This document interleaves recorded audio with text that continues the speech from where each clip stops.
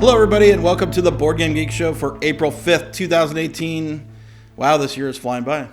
I'm your host, Aldi, and once again, I'm joined by my co-hosts, W. Eric Martin and Lincoln Damerst. Hey, guys, how's it going?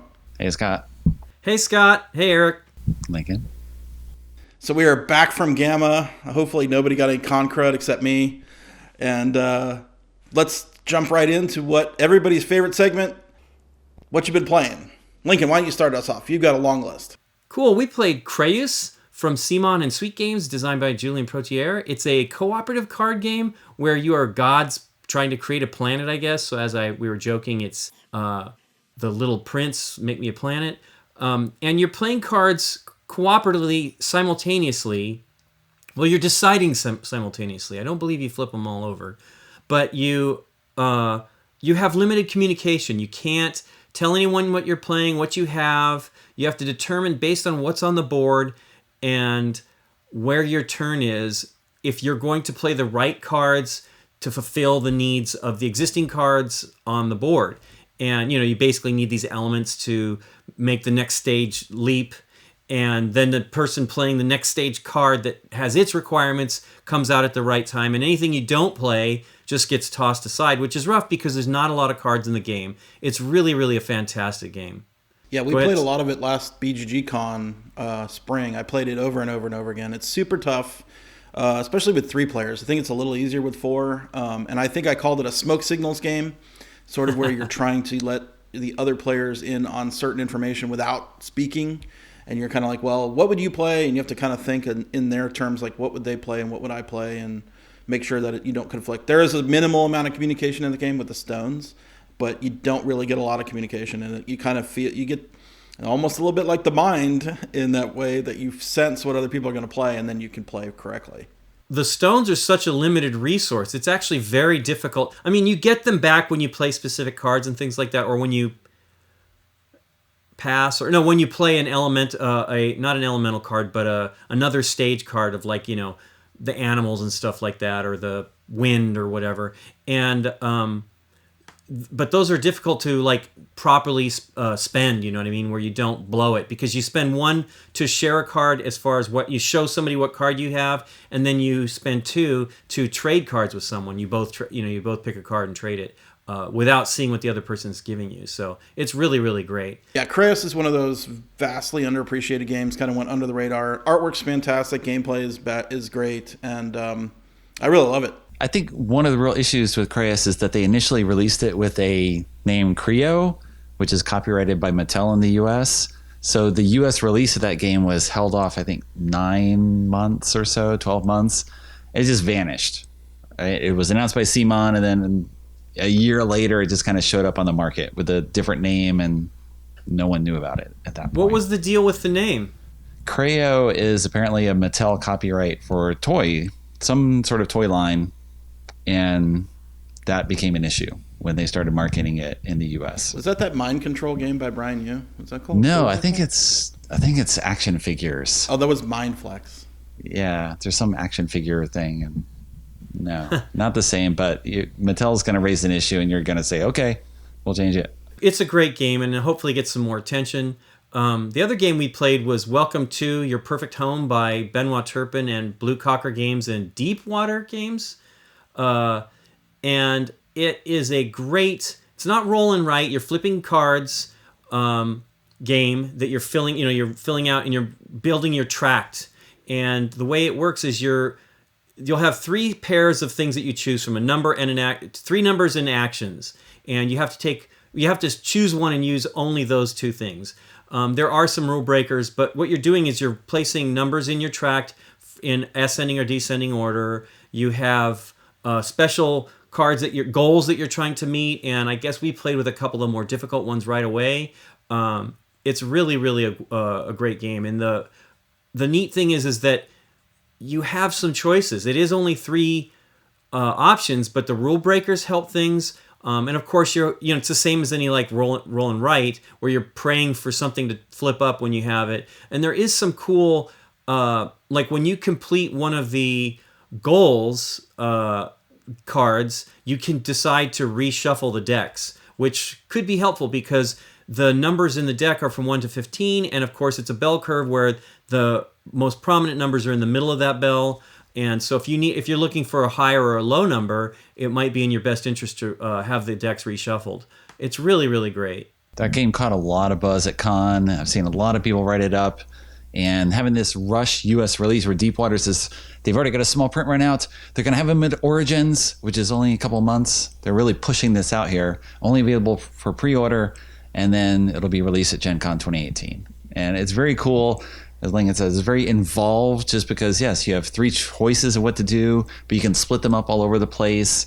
There's lots of stuff you can do in a fairly simple design. It's just more involved than your normal roll and write game. Yeah, I got to play with Kwanchai when I was visiting in LA, and he's a great gamer to hang out with. So if you ever get a chance to play with Kwanchai Moria, the artist, he will make a great time of it. So, but yeah, it was a great game. We really enjoyed it.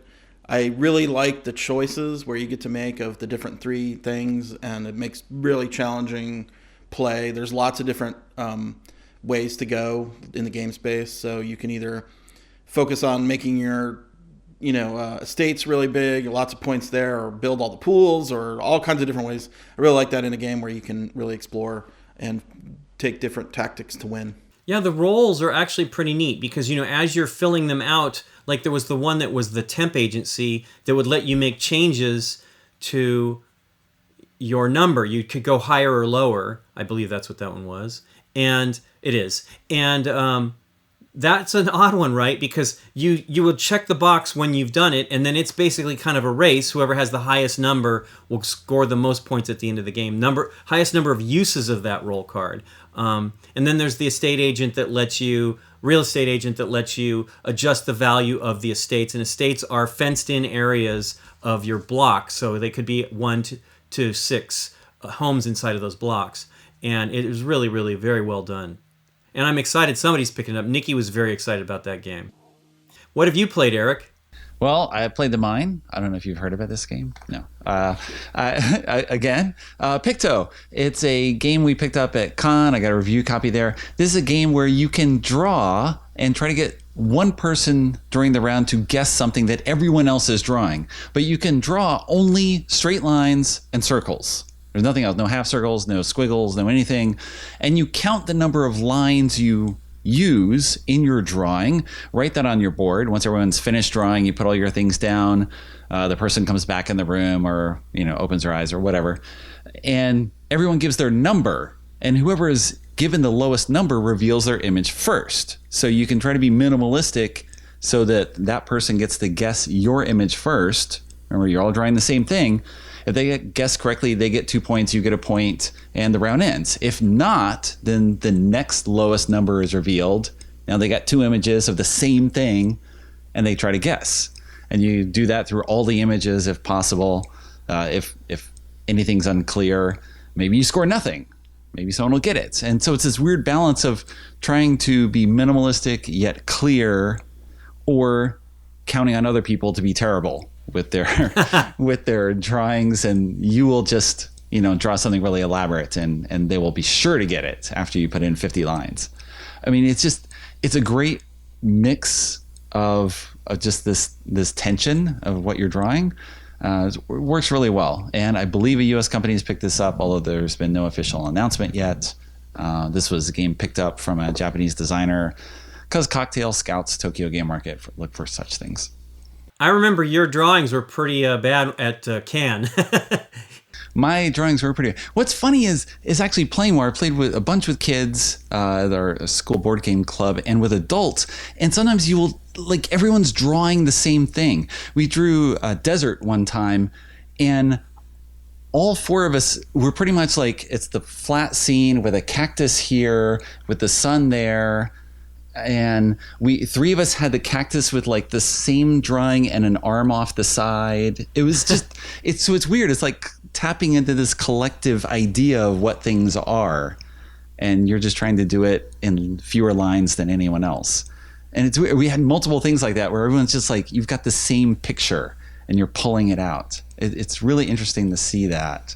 That is way cool. Yeah. Played a lot of Innovation Deluxe, which is not a new game, of course. Innovation's been out since 2010, but I've been hanging out with a buddy, and we played a dozen times in the past week or so. It's just my number one game. It's very cool. Civilization card game where you got 105 cards, all with different powers, and everything just comes out in this wild order. And one game, a card is useless, and the next game, it's awesome and just wins you the game, or even 3 turns later because the situation's changed completely. It's incredibly good, and I can't believe I haven't played it that much recently. But there's that. Finally, Menara by designer Oliver Richtberg.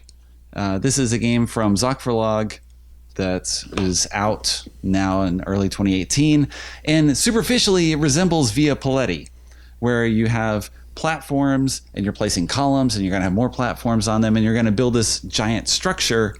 Well, except it's not like Via Paletti because it's a cooperative game and you are trying to build a temple that's a certain number of levels high.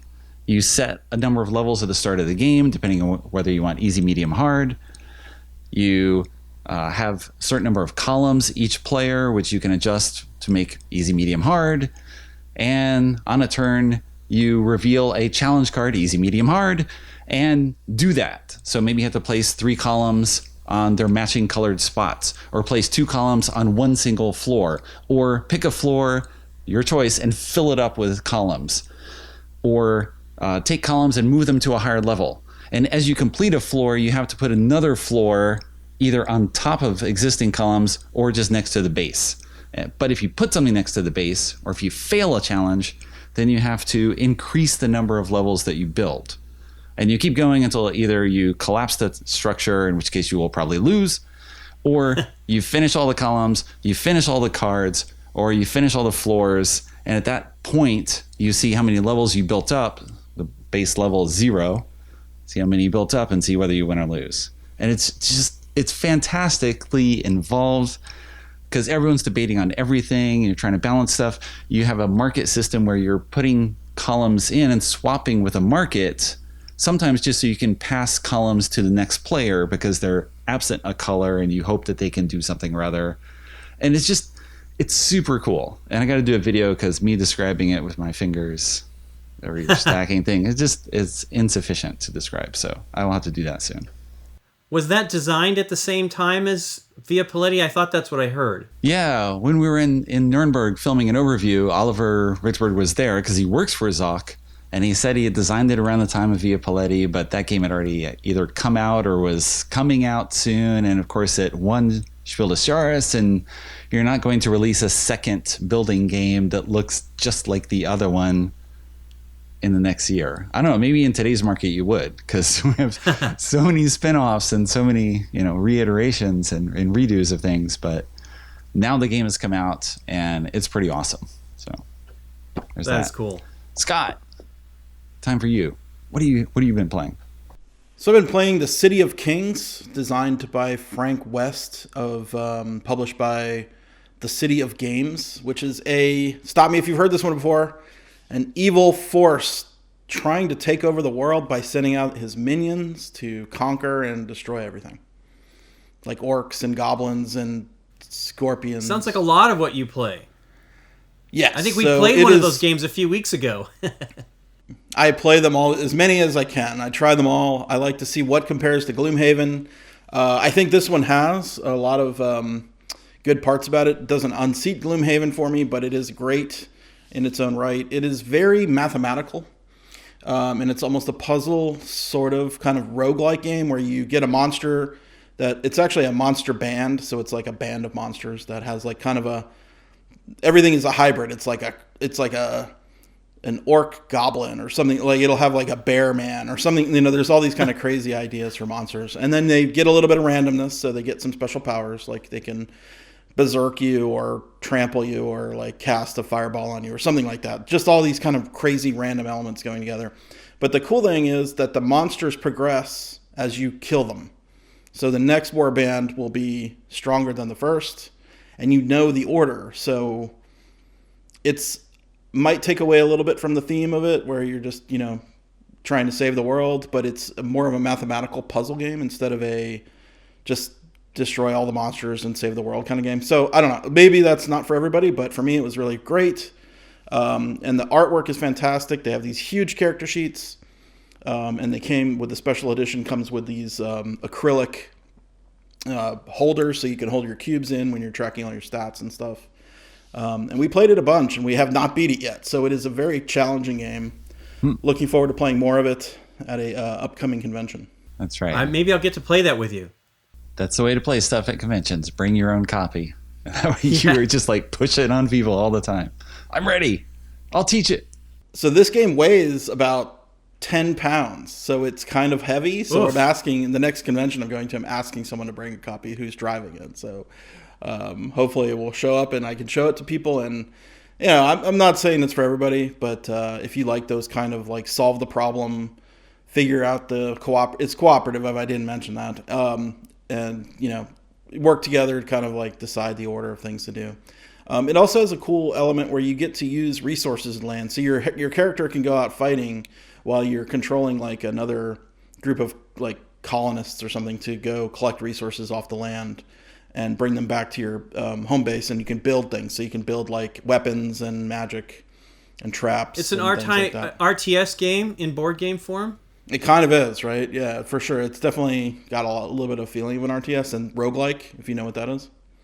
So, and it's super hard. Like we haven't beat it yet, like as I said. Cool. What do we have for news? Right. So moving on to news. One item that caught my eye this week from ICV2 reporting that Darwin Bromley, the founder of Mayfair Games in 1980, the original founder of the company, has donated his family's entire collection to the Strong National Museum of Play in Rochester, New York. So I think it was 4,000 unique titles and something like 7,000 library titles. Not exactly sure what differentiates the games versus library titles. They had some details on it where the library titles were complete runs of White Dwarf and Dragon Magazine and periodicals from the 60s and just all sorts of things that have been, no one else is going to have these, or at least very few people. So now it provides this huge collection of material in one place. Neat. Right. This is the same museum that also houses all of Sid Sackson's journals. So it's becoming quite a resource. I assume you would have to make an appointment to go see all this stuff. It's probably not just sitting around open to the public. But so if you're ever in Rochester, New York, give that museum a check. Yeah, I've wanted to go for a long time, but whenever we're in the area, but you do need an appointment to see all that stuff. So maybe someday. Maybe we can transition. So Mayfair was bought by Asmodee not too long ago. Asmodee recently announced the Asmodee Entertainment division, something new founded by the Orazio Group, which owns the Asmodee Group, where Asmodee Entertainment is going to try to license properties for use in movies or television shows or other forms of media. So Asmodee has recently rebranded itself where it's trying to talk about how it's selling stories in the form of games. And so now the idea is that possibly someone else will want to use these stories and make things of them, right? Asmodee owns a lot of stuff now, so it's a I know what Scott wants to see from them. Right, I want to see the Arkham Horror TV serial program. They have so many characters from Arkham Horror and Eldritch Horror and all those horrors that they have to be able to use those guys and girls to tell some great stories. They've been recently releasing they released a compendium of short stories for every character, and they've also been releasing novellas for each character through the Arkham Horror card game, which comes with a card with alternate artwork. And those have been really interesting. So I'm hoping that is one of the products that gets licensed, one of the IPs that gets licensed to a scriptwriter and someone who can develop it into a real show or movie. I'll take either. That's right. TV series seem to be the way to go, just because you get this devoted following from people who are already interested, and then it just blows up, like The Walking Dead, or of course Game of Thrones. For people didn't read Game of Thrones, still watch a lot of Game of Thrones, so there'll be an audience there. Or The Expanse. The Expanse. Yeah, there's all sorts of things that I'm surprised exist, and then you find out later it was based on some obscure thing that, maybe you heard of in passing, and yet now it's got this big television audience. Kind of like all the Marvel Universe movies. or people don't read the comics, but they go to the movies. So, Right. Lots of similarities there. Twilight Imperium, don't forget about the space opera.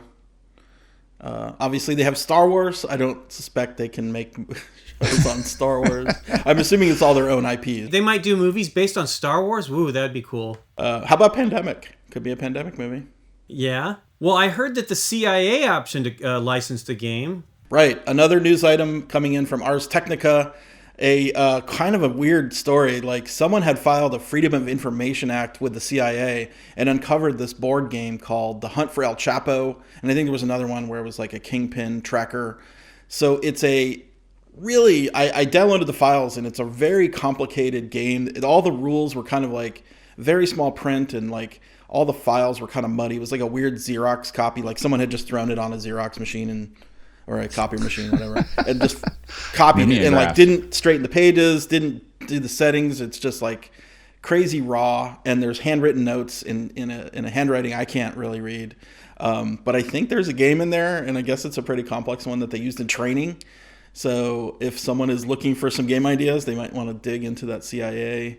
I heard Dominic Crapuchat was one of the people that looked at the game to see if it had any interest. And I didn't know that this thing was a party game. Yeah, it'd be kind of some party. Let's track down El Chapo. No, but the complexity of the game was beyond my... I paged through it, and I could not make heads or tails of it. But maybe someone more detailed looking into it could figure something out. I know there was a little bit of Pandemic in there, like with the exploding cells or something like that. So, well, since it's created by the CIA, wouldn't that... And now it's been released through Freedom of Information Act, that would make it public domain, right? It's owned by us, the U.S. citizens. So we can make out of it what we want, I assume. Remix it. That's right. Remix. Make an actual published game out of it. Good luck to whoever gets their hands on those files and digs through it. I wouldn't want to be that person. Lincoln, I know you had something where you actually can't get your hands on it. Yeah, there was a joke. PlayStation Asia posted a joke on Facebook about the PlayStation board game, which kind of was a comment on board games in general, that you fight and throw things at each other and yell at each other, which I guess the video games do too. But it actually looked like they put a little bit of effort into it, and the cover was pretty great looking. But alas, it is not a real game. I mean, sure, you just kind of mash the board a lot too. That's right. Just hammer it. The pawns were little teeny PlayStation controllers and stuff like that. It's silly, but it's funny that they were commenting. It seemed like they were commenting on board games, but ultimately maybe not, because video games are just as susceptible to the yelling at each other, I suppose, and stuff like that. Maybe that's what they're saying, is you can live out your anger in face to face instead of through the chat rooms or whatever. That's right. It's hard to flip the table in a digital environment. Yes. So that game doesn't exist, but Scott, I know something caught your eye on Kickstarter that will exist in the future. You wanted to say a few words about it. Right. This week in Kickstarter, a spectacular item from Restoration Games. It's Fireball Island, The Curse of Vul-Kar, which is an updated, modernized version of Fireball Island that you may remember from being a kid. It was that gigantic board that you thought in your mind where you rolled the marbles down and blow people up with your lava. And, you roll the dice and you move your piece. So it was a little bit of a simplistic gameplay, and I'm hoping that Rob Davio and J.R. Honeycutt, the designers of the game, bring it into the modern world with more fun and more excitement. I know there's a couple expansions planned, and as of this recording, they had reached over 500,000. I'm sure this is going to hit 1 million, if not 2. I know a lot of people are super nostalgic for this game, and it's a hard-to-find game. I personally found one in a thrift store just randomly, paid $10 for it. So I know it exists out there in thrift stores, and maybe now in the used market it's like, super high price. But now everyone could buy it, and it's a modernized, updated version, and hopefully you can relive your fantasies of blowing people up with lava. Well, what was funny too is they've been talking about how they redesigned it where the board is bigger, there's more options, there's more variability with the initial launching of the fireballs and everything, and yet it fits in a smaller box. Yeah, it looks taller and everything. It looks great. Yeah, that's quite interesting. The original box is definitely a monster. It was like, as big as my arm span, and is equally as tall. But the board inside was not as big as the box. Like, the box was just this oversized, huge thing. And of course, it had a deck of cards and a bunch of little plastic figures and dice. But there wasn't much in the box besides the giant plastic board. While most Kickstarters have tons of preview videos because they're sending out prototypes left and right to lots of people who do preview videos of Kickstarter projects, there is only one copy in existence right now that's been modeled and built, and J.R. Honeycutt is driving it around to all these different game stores to demonstrate it in person, because that's it. There's one. And he's showing it off. Yeah, it's going on tour. Yeah, the thing doesn't exist right now, aside from that. So you have to go to one of these stores if you want to test it. But apparently a lot of people are not even waiting. They are just like, I am in. This is what I want. I have always wanted to hit people with lava. So now I finally can as an adult. Yeah, there was another Kickstarter I was paying attention to called Pacific Rim Extinction, and it's going to be over by the time this airs. I think it even ends today. Oh, I better go back it. I didn't heard about this one. Oof, I don't know. It's pretty expensive. You'd have to see. It ends soon. Well, I love Pacific Rim, and I felt like there wasn't really a board game that came out with the movie. So is this that board game? It really is amazing. There are so many miniatures. The thing that's disappointing is its level of success. They were only asking for about 50,000 euros, I think, and it's around 240,000 near the end here. And but it's Legendary Entertainment, and they own Geek and Sundry and Nerdist. And I know there's videos that Becca Scott made 2 videos for the game, and it had all these wonderful things going for it. These really beautiful large miniatures. Alessio Cavatori's experience with miniatures games, I thought it might do better. I don't know how much of it was stretch goals. Considering it was only a $50,000 funding goal, maybe a lot of the stretch goals made it, or they were all maybe already going to be included, because it's a bunch of new kaiju that are. I believe they're all basically from the movies, and they looked spectacular, and it looks like it might be a lot of fun. It just the price point was so I was just not into that amount of money, just because I think the base game is probably just a few units. So who knows? It's too bad. Maybe hopefully all of that will get released. Yeah, the movie has not had a great reception, I believe, so that could certainly put a damper on things. Yeah, and it's weird. It ended. I mean, I think the movie's only been out maybe a week or 2 weeks now, probably, and it was a weird, like, trying to bridge the release of the movie with the game's Kickstarter, and it just didn't quite catch on, I guess. I don't know. There's so many Kickstarters, as Scott can tell us. Right. Well, another thing about Pacific Rim is that movie, the first one, came out when there really wasn't a lot of Marvel stuff in the world, right? I think it was maybe near the beginning of Marvel. I don't remember the year, but it was like, it felt like it came out of nowhere, was this huge hit, like super, like, who had heard of Pacific Rim? And, when you go see the movie, and they did a really nice job with the movie. It's too bad the second one is not done as well. But I just backed the game on Kickstarter, and we'll see what it looks like when it comes in. Cool. Well, Guillermo del Toro directed the first one. Maybe they're going to do a game for The Shape of Water. Right, okay.